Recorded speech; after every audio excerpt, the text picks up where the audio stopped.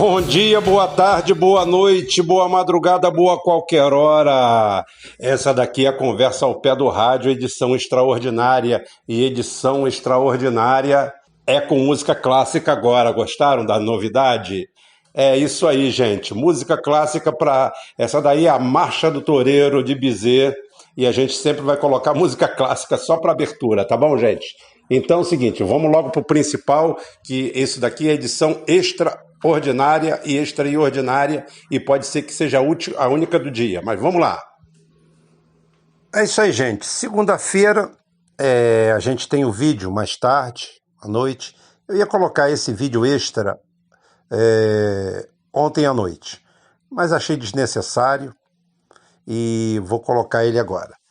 Tem alguma coisa para passar mais para frente, porque eu não gosto de fazer um vídeo isolado, né? Mas diante do todo o alarde que está sendo feito em torno do coronavírus, eu acho que cabe a gente que tem um pouco de responsabilidade vir a público esclarecer algumas coisas. Eu acho que esse vídeo que eu estou fazendo, esse vídeo áudio, esse meu formato de rádio, espero que sirva de orientação para algumas pessoas. Tem muita gente aproveitando a onda. Eu vi um idiota aí, que eu não vou dizer o nome, que parece que tem o dom de só aproveitar. O trocadilho já dá o nome, né? Que tem o dom de falar merda, criando uma série de expectativas, teorias da conspiração, um monte de idiotices. Gente, eu já abordei o assunto aqui falando sobre a origem do vírus. A origem é desconhecida não. Os coronavírus, só para você saber uma coisa que talvez você não tenha atinado para o fato, é que boa parte, você quando vai num médico, aquele médico espírita, né? Espírita no sentido mais porco da palavra, aquele que olha para você e fala assim, isso é uma virose, e nem colocou a mão em você, sabe, que esses adeptos do Chico Xavier. Então é o seguinte, a maioria das vezes quando ele acerta por cagada, e aquilo realmente é um vírus, provavelmente é um coronavírus, tá? É um coronavírus. Eles provocam a mesma coisa normalmente. São 7 tipos de coronavírus. Esse em tese agora, essa última mutação, é do grupo 4. É um vírus de base RNA. Então o que isso significa? De cara. Se você for ler por aí, você vai ver que ele é um vírus de sentido positivo, conhecido desde meados dos anos 60, tá? Base RNA, e nada, isso aí não significa nada para você. Agora, o que tem que significar para você é o seguinte: esse vírus, como todos os outros vírus, ele não tem cura. Cura como? Remédio.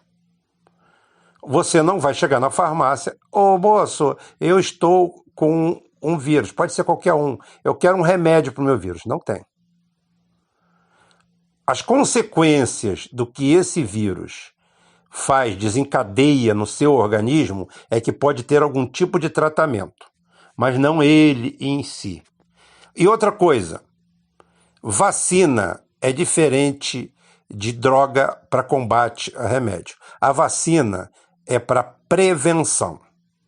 Você tem o vírus atenuado, blá, blá, blá, aquele negócio, geminha de ovo, clarinha de ovo, animal, ótimo.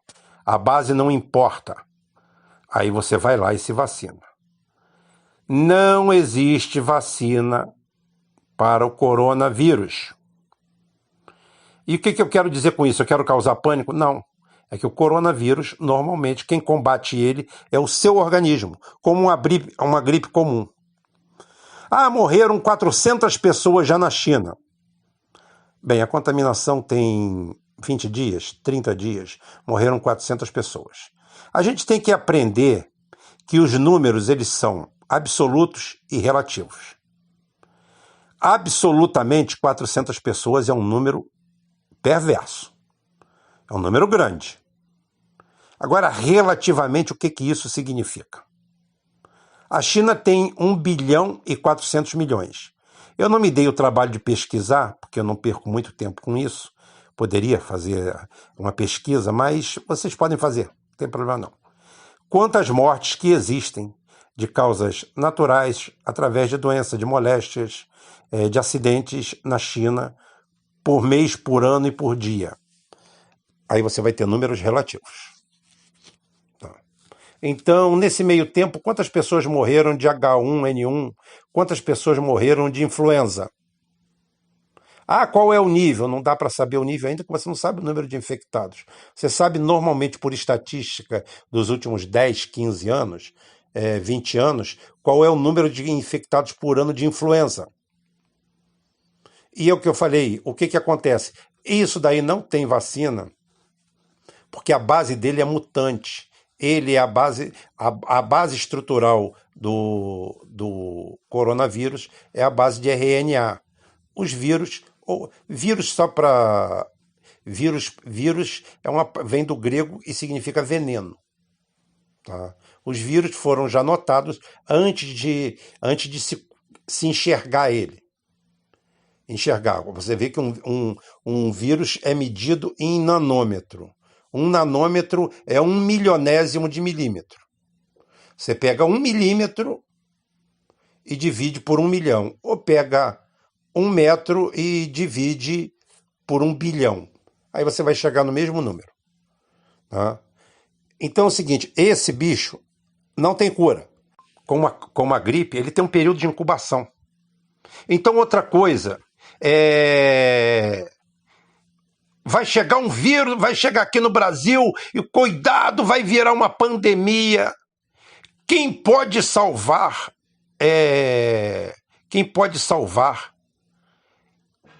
o povo brasileiro se nós não temos hospitais, não temos nada? Eu quero dizer para vocês, para você não entrar nisso aí.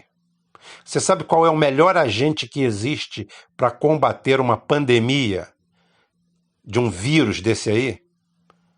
Por incrível que pareça, Forças Armadas, Forças de Segurança. Palavra de ordem, governo forte. Por quê? Porque esse período vai de 2 dias a 15 dias, período de incubação, então que você precisa é isolamento. Você pode ter um caos financeiro, você pode ter uma série de coisas. Escolas podem parar de funcionar, tudo isso aí vai evitar a proliferação dele e o isolamento. Mas aqueles hospitais na China, eles têm duplo sentido. E o principal deles, pode ter certeza, estou aqui falando mal dos chineses não, porque o nível de organização, eu admiro demais a China e admiro demais como eles têm o sistema de governo, a organização do Estado é fantástica, fantástica.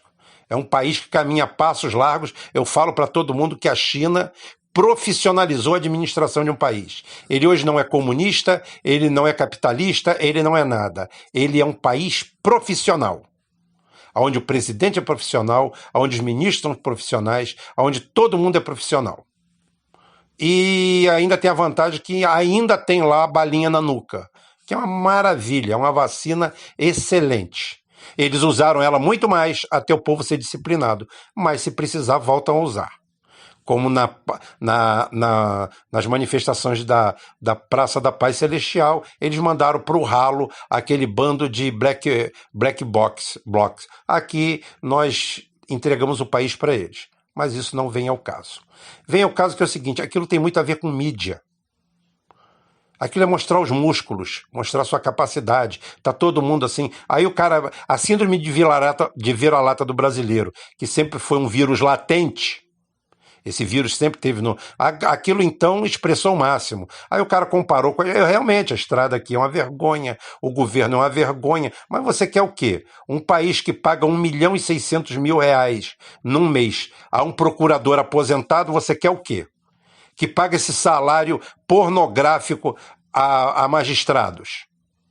Dá para os caras papinha na boca, comida, almoço, janta, auxílio isso, auxílio aquilo. O cara simplesmente vive em Asgard, vive no Olimpo. O cara que olha para aqui e fala, esse país é podre de rico.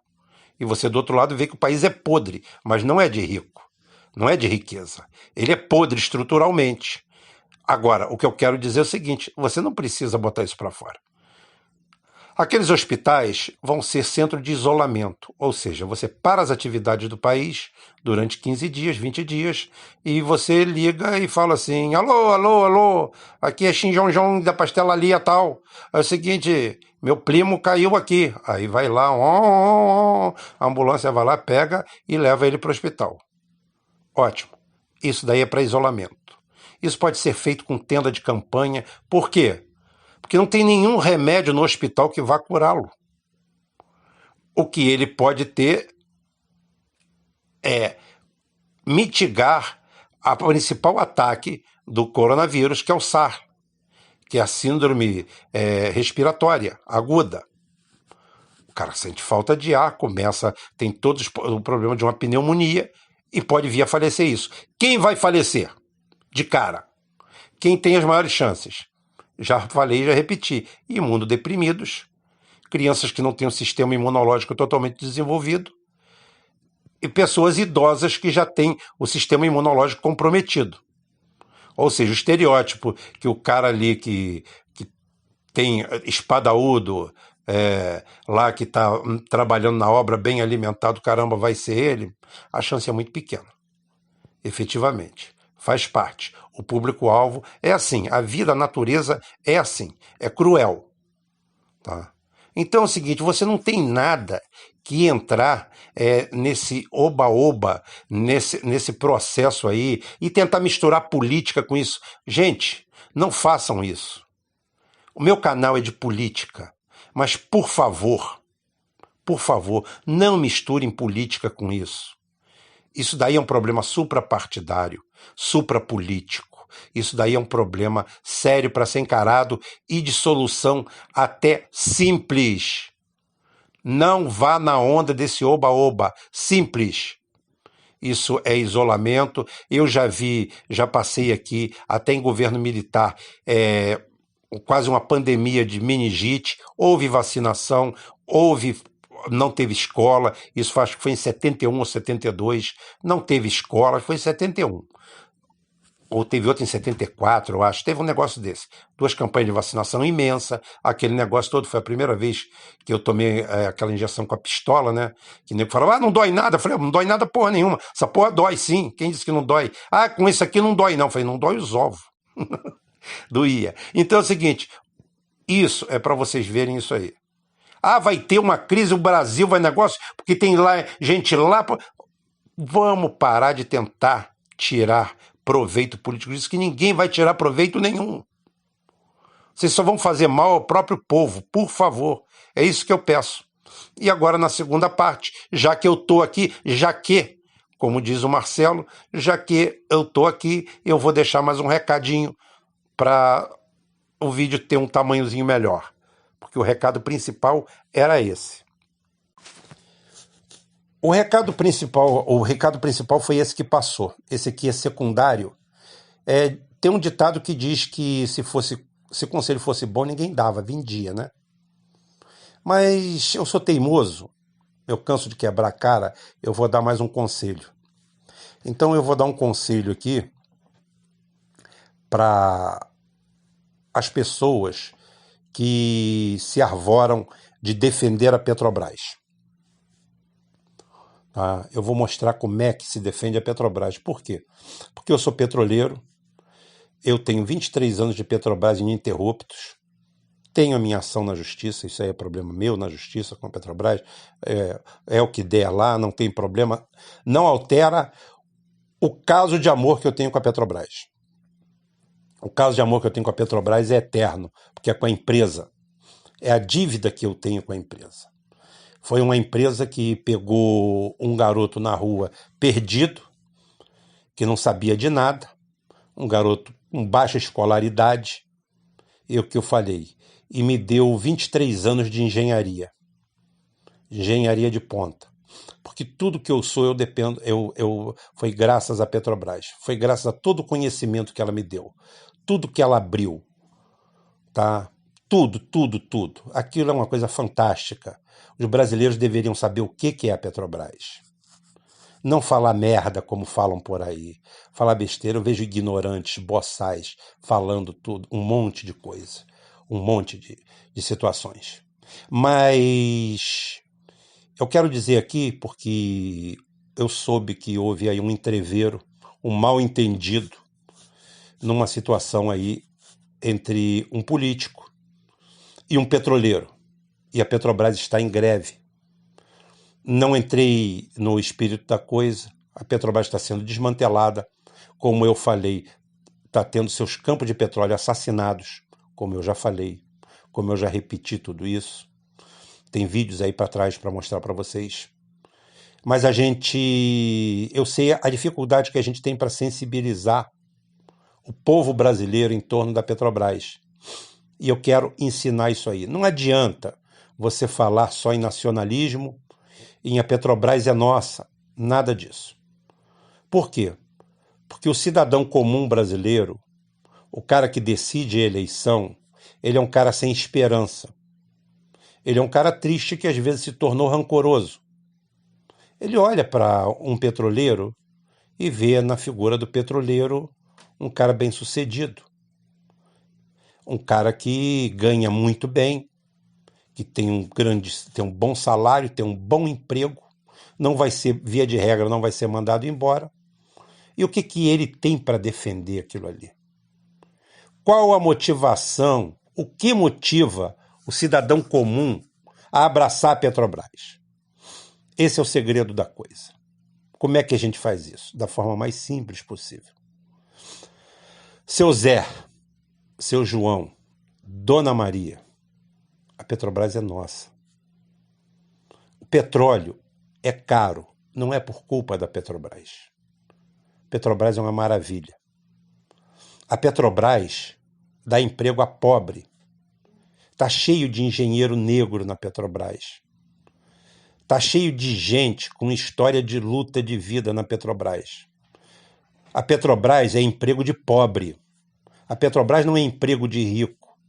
Rico, apaniguado, quer ser procurador, quer ser juiz, quer ser magistrado, quer trabalhar no judiciário.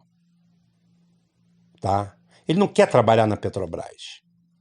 Quem trabalha na Petrobras é povo, é peão, é engenheiro peão, é técnico peão.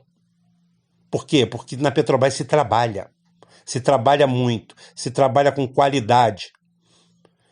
A Petrobras pode ser o lugar do meu neto amanhã, do seu neto, do neto do seu João, do neto de todo mundo. É a chance do seu filho, seu neto, ir aonde você não foi, aonde você não conseguiu ir.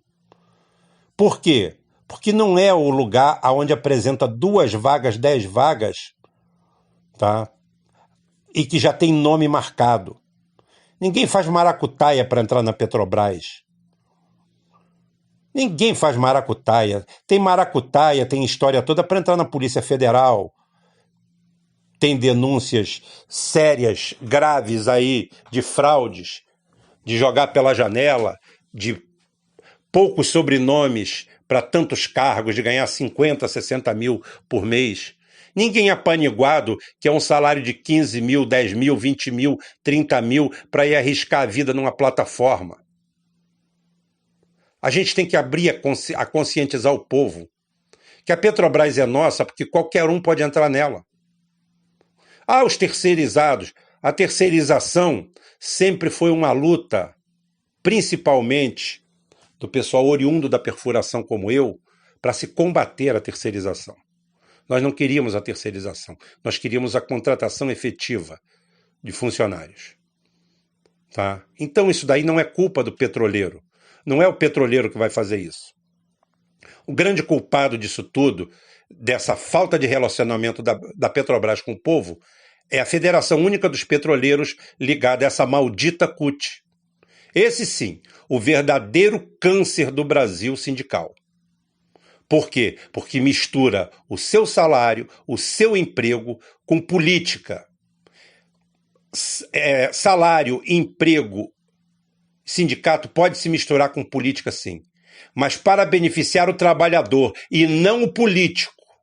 Essa é a grande diferença da CUT. A CUT não se aproxima da política para beneficiar o trabalhador. Ela se aproxima do trabalhador para beneficiar a política. Esse que é o pulo do gato, essa que é a grande tragédia nacional. É por isso que nós não vemos greves nacionais, nós não vemos mobilizações. Todo mundo falou aí em golpe, o PT fala em golpe, todo mundo fala em golpe, mas ninguém fala o seguinte: ótimo, foi um golpe, e por que é que o PT lançou candidato? E por que é que o PT participou do processo? Porque era interessante manter seus anéis, manter o seu MST, porque enquanto houver esse MST cheio de cabeças coroadas, de milionários praticamente, com salários estratosféricos, imiscuídos na política, eu sou a favor que o movimento dos sem terra tenha conotação e aproximação política. Mas não ao contrário, para servir políticos. E é o que acontece. O grande problema da Petrobras, o grande problema dos petroleiros, junto a seus sindicatos filiados à CUT, é isso, que a aproximação da CUT com a política é para beneficiar os políticos e não os trabalhadores. É comum que sindicatos vão procurar apoio nos políticos, de esquerda, de direita, de centro, pressionando um, pressionando o outro, fazendo acordo com partidos, ótimo, não tem problema, claros, explícitos, mas não o que é feito com a CUT.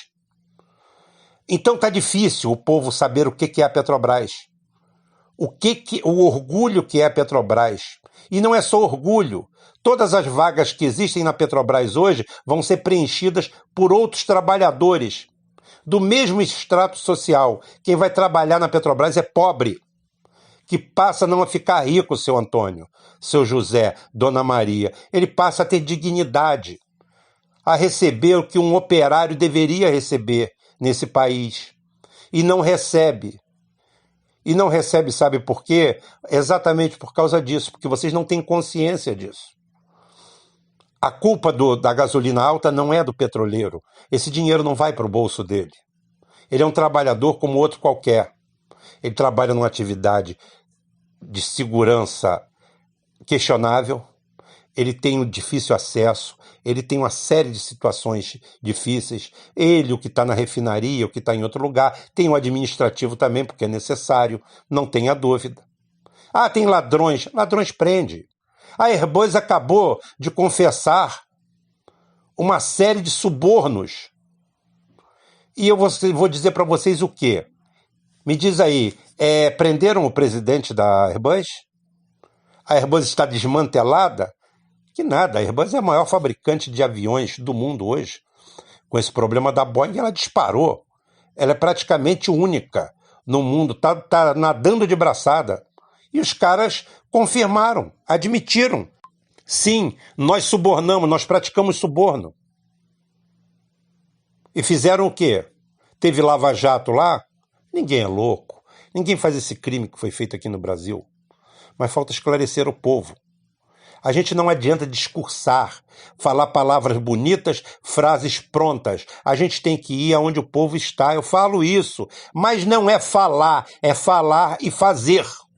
Porque falar está todo mundo falando. Eu estou vendo grupo aí de identitário dizendo que não quer mais fazer, não quer identitário por perto de jeito nenhum. Eu estou vendo grupo aí falando que é amplo, que quer um diálogo com toda a oposição brasileira, com todo mundo, e que fecha as portas na realidade.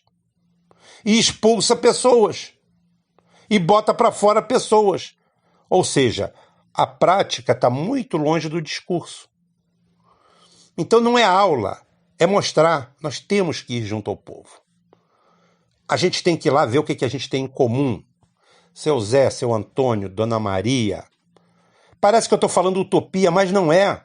Falta sensibilidade, falta feeling, falta humildade, falta descer do palanque e falar e fazer de verdade aquilo que está falando lá. Faz uma visita. Eu falei aqui já em programas que é o seguinte, que nós temos vários e vários casos de suicídio dos metalúrgicos que foram lesados pelo Mauá Jurong, que por último estava na mão daquele bandido do German, da Marítima, tá? Tudo bandidagem. É o que eu falo.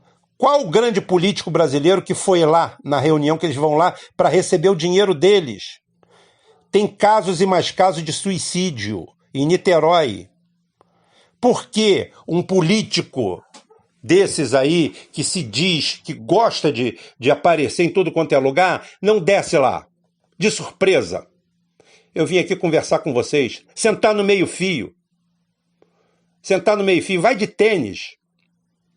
Vai de tênis, de camiseta, de manga de camisa. Senta no meio-fio com as pessoas. Leva uma quentinha, come junto com eles. Não é demagogia, não. É fala aqui, pega um pedaço, não leva um laptop nem 3 secretários fedorento, metido a besta, um bando de Zé Ninguém, que na realidade são Zé Ninguém, mas que se acham a última bolacha do pacote, porque um estudou aqui, outro estudou ali, não sabe nada de povo, não sabe nada de trabalho, não sabe nada de trabalhador. Pega um papel, pega um caderno. Tem um amigo meu empresário, que ele inclusive é engraçado porque ele é de origem japonesa, eu chamo, falo assim, cadê seu laptop sofisticado? Ele usa um caderno e uma caneta. Ele deve ter um, não, ele deve ter uns 5 laptops. Mas ele só vai para a reunião com aquilo. Ele falou, aqui eu não esqueço.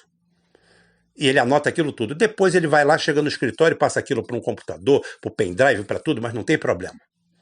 Ele senta ali, conversa com todo mundo, vamos anotar seu nome, seu endereço. Personifica. Vira gente, tá? Mostra a cara. Faz isso. É como eu falei, Central do Brasil. Para na Central do Brasil, vai comer um pastel. Aqueles pastel de flango que tem lá, os pombos sumiram todinho. O Campo de Santana não tem mais pombo, daqui a pouquinho são minhas capivaras também. Mas é o seguinte, as cutias, capivara, ali é só cutia, né? Então tá bom. Mas com aqueles chineses é terrível. Então, o que acontece? Vai ali, come um pastel de flango feito com carne de gente, toma um caldo de cana, senta, conversa, encosta com o povo. Não é demagogia. Não é demagogia. É, faro. É sentir, na realidade, o que tá aquilo ali. Não é no palanque. Eu sei qual é o problema de vocês. Mentira, não sabe não. Não sabe não. Conversa fiada. Não sabe. Pega um dia, vai lá na porta daquela manifestação do Mauá Jurong, passa o dia inteiro lá. Passa o dia inteiro lá. Leva uma Kombi cheia de sanduíche de mortadela, de Guaravita, de Guaraplus. Dá pro pessoal, senta lá, come com eles, arma uma... Entendeu? Hoje eu vou conversar com vocês aqui. Zé, qual é a sua? Você mora onde? O que você faz? O que você está fazendo para viver? O que aconteceu? Vem com um relato verdadeiro, não vem com aquela historinha daqueles programas em bem feitinho, com pessoa, traz um branquinho, traz um negrinho, traz um isso, traz um japonesinho, para falar bonitinho aqui na frente da câmera, porque isso aí foi o marqueteiro que ganha 10 milhões para ficar 15 dias na campanha, bota aquele dinheiro, recebe a metade em paraíso fiscal e não se gasta 10% disso para fazer um trabalho de base decente, para olhar o povo olho no olho, saber o que você está falando. Vai num piquete da Petrobras, não fica discutindo com o petroleiro, não. Vai lá, senta lá, conversa, o que está pegando? Se você errou em alguma coisa em algum momento, e você errou, você sabe que errou, tá? É só pedir desculpa. É só fazer um meia-culpa. A gente faz meia-culpa. A gente pede desculpa. Vacilei, errei. Vamos consertar isso aí. Tá bom? Eu só completei esse com o outro para o outro não ficar curto demais. Esse aqui agora ficou desse tamanho todo. De repente, de noite, eu nem boto mais vídeo. Já tá bom demais isso aqui. Dá para hoje e para amanhã. Até amanhã, se Deus quiser. Hoje é segunda, amanhã pode ser terça, amanhã pode ser quarta, não sei de nada. É bom dia, boa tarde, boa noite. Até amanhã, se Deus quiser e Ele vai querer.